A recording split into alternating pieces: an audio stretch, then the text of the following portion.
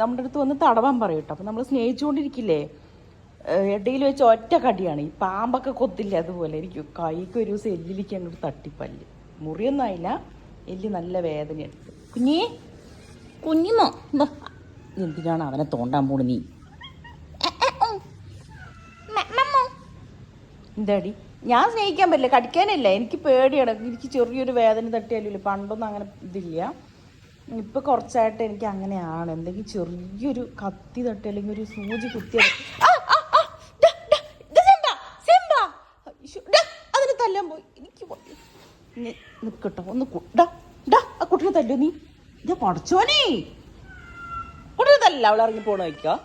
ഇതാണ്ട ഇവൻ്റെ ശല്യം സഹിക്ക് വയ്യാണ്ട് അവൾ ഇറങ്ങിപ്പോവും. ഓറഞ്ചാണ് അവളുടെ ഫ്രണ്ട്.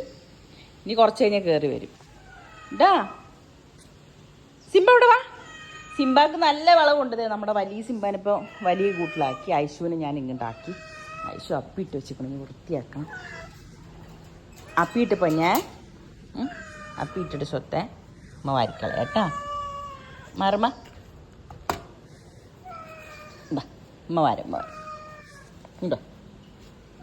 അമ്മ ക്ലീൻ ചെയ്ത് തരാം കേട്ടാ.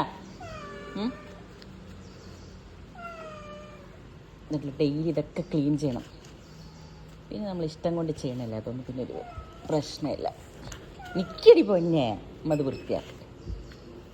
ഇവളിപ്പോൾ തുറന്നു വിടാണ്ട് അടച്ചു വെച്ചിരിക്കണത് ഹീറ്റിങ്ങിൻ്റെ ടൈമായിട്ടുണ്ട്. പ്രസവത്തിൽ 3-4 കുട്ടികളാവും. ഞാനിത് ചില വീഡിയോയിലൊക്കെ പറയും. പിന്നെയും ചിലവരിങ്ങനെ കമൻറ്റ്, പുതിയതായിട്ട് വരുന്ന ആൾക്കാർ ഇങ്ങനെ കമൻറ്റ് ഇടും.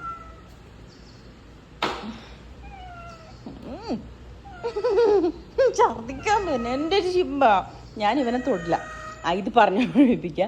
അപ്പോൾ ഇവളുടെ സർജറി ചെയ്യണമെങ്കിൽ 4000 രൂപ 5000 രൂപ വരും. ഒരാടെ 3500 എന്ന് പറഞ്ഞു. പിന്നീട് 4000 5000 ആവും എന്ന് പറയണം. ഗവൺമെൻറ്റിൽ ചെയ്തു തരുന്നൊക്കെ പറയും. പക്ഷെ ചെയ്യണതിൽ ഒരു പൈസ വേണം തന്നെയാണ് പറയുന്നത്. ഇതൊരു സ്മെല്ലാന്നേ വയ്യേ. എന്തിട് മോനെ, എന്താണ്? മാറി നിൽക്കതൊന്ന് വൃത്തിയാക്കട്ടെ. മാറി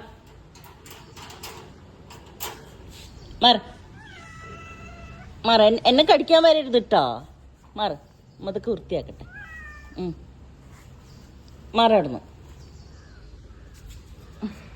പിന്നെ കൊണ്ട് പുറത്ത് കളയണം.